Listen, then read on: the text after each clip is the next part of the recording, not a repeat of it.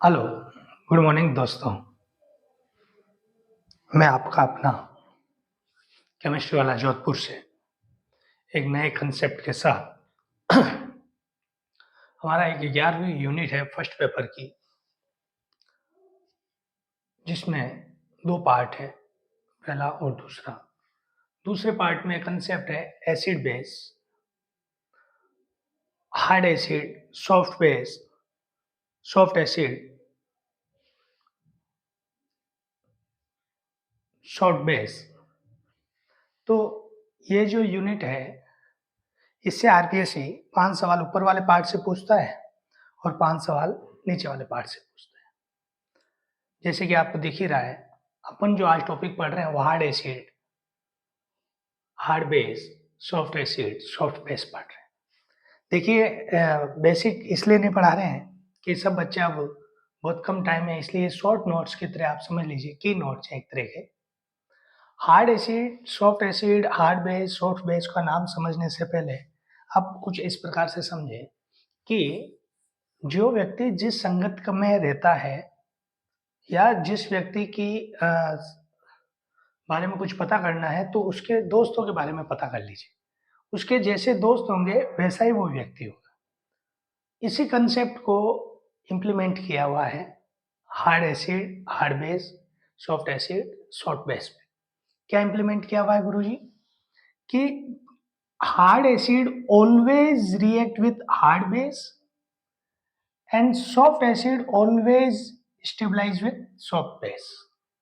क्या मतलब? यदि आपके पास में हार्ड एसिड है तो वो हार्ड बेस से बात करेगा, और सॉफ्ट एसिड है तो सॉफ्ट बेस से बात करेगा। इसमें 2 तरह के सवाल आएंगे। पहला, हार्ड एसिड के कैरेक्टर बताओ, सॉफ्ट एसिड के कैरेक्टर बताओ, एक।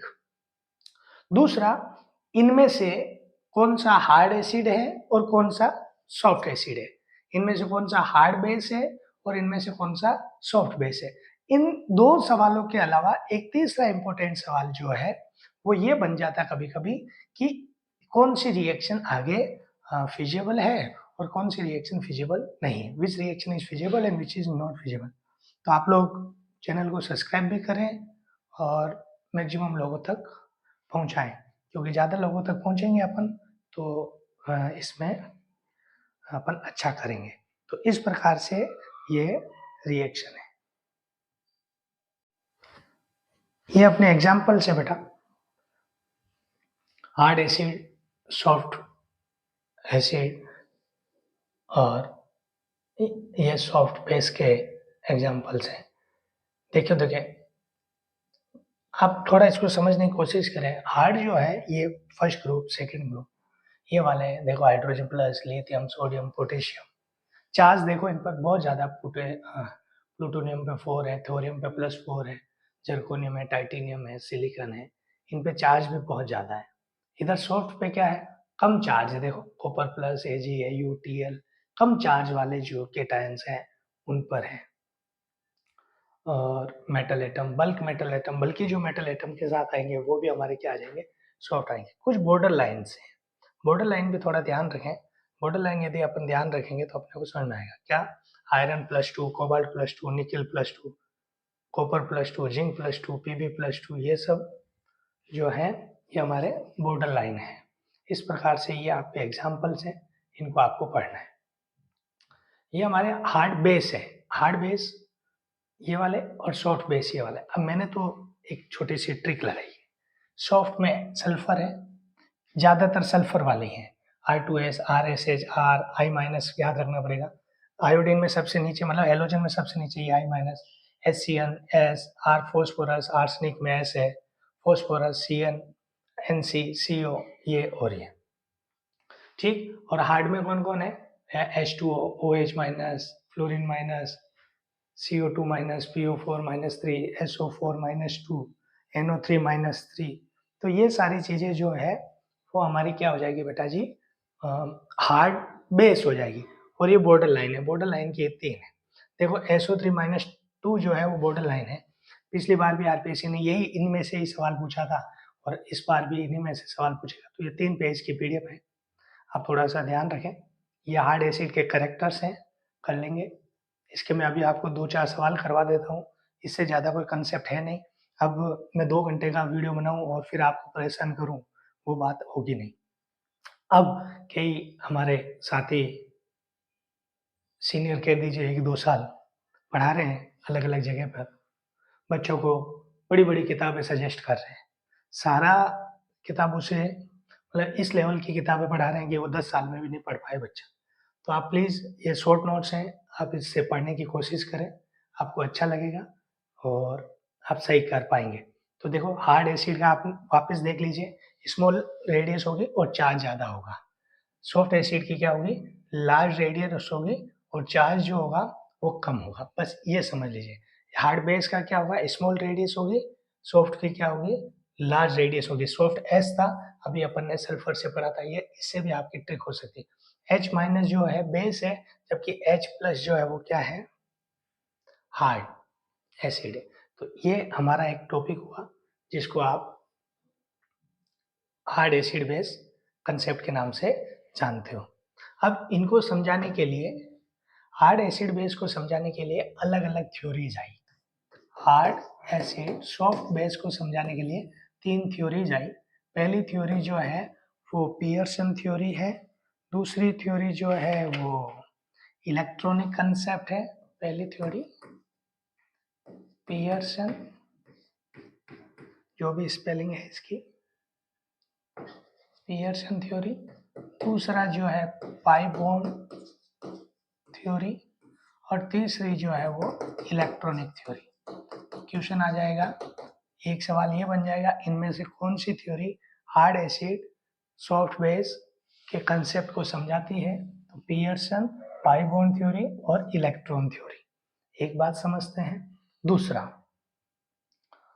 इस पे जो सवाल बनेंगे बेटा, वो सवाल कुछ इस प्रकार से बनेंगे। जैसे मैं आपके सवाल निकाल देता हूँ। पहला ही सवाल है कि Li और H2O, और दूसरा क्या है, LiF तो बताइए कौन सा प्रोसीड होगा और कौन सा प्रोसीड नहीं होगा। अब आप देखेंगे इसमें क्या बन रहा है, LiOH बन रहा है और HI बन रहा है। ठीक है, तो ऊपर वाली चीज जो है हो जाएगी और दूसरी वाली चीज जो है वो नहीं होगी। क्यों नहीं होगी, आप खुद देख लो, आप खुद ही देख लो। LiOH और HF, तो जो आप कंपाउंड बना रहे हो वो सॉफ्ट और सॉफ्ट हार्ड के फॉर्म में बन रहा है, इसलिए ये पॉसिबल है और ये पॉसिबल नहीं है। अगला सवाल, डायरेक्शन डिसाइड करने में आपको पता हो जाएगा कि भैया कौन सी डायरेक्शन आगे जाएगी। जैसे ये वाला RCl प्लस NaI, एक रिएक्शन, दूसरी Ri प्लस AgF। ये दोनों आपको याद होगा, एक फ्लिंकलस्टाइन रिएक्शन है और एक श्वार्ट्ज रिएक्शन है। तो अब इसमें क्या होगा, Ri बन जाएगा, NaCl बन जाएगा, और इसमें क्या बन जाएगा, RF बन जाएगा और AgI बन जाएगा। तो अब ये देखिए ये दोनों चीजें जो है वो, अब ये जो आगे सवाल है वो थोड़े से देखें। सवाल ये है कि लिथियम आयोडाइड और सीजियम फ्लोराइड में क्या होगा। तो इसमें लिथियम फ्लोराइड बन जाएगा और सीजियम आयोडाइड बन जाएगा। क्यों बन जाएगा सर, क्योंकि लिथियम भी हार्ड है और फ्लोराइड भी आपका क्या है, हार्ड है।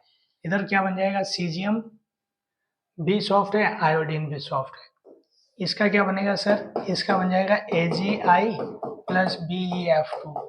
तो ये सॉफ्ट हो गया, ये हार्ड हो गया। एक बार सवाल ऐसे भी आ सकता है, अब आपसे पूछेगा AgI बनेगा या AgF बनेगा। AgF नहीं बनेगा क्योंकि हार्ड है, ये सॉफ्ट है, ये वाला बन जाएगा। कोबाल्ट का फ्लोराइड के साथ कॉम्प्लेक्स बनेगा -3 में, कोबाल्ट का आयोडीन के साथ -3 में कॉम्प्लेक्स बनेगा। देखो बताओ कौन सा ज़्यादा स्टेबल है। मेरे हिसाब से कोबाल्ट का फ्लोराइड के साथ जो कॉम्प्लेक्स है वो ज़्यादा स्टेबल है। क्यों ज़्यादा स्टेबल है सर, क्योंकि कोबाल्ट भी हार्ड है, फ्लोराइड भी हार्ड है।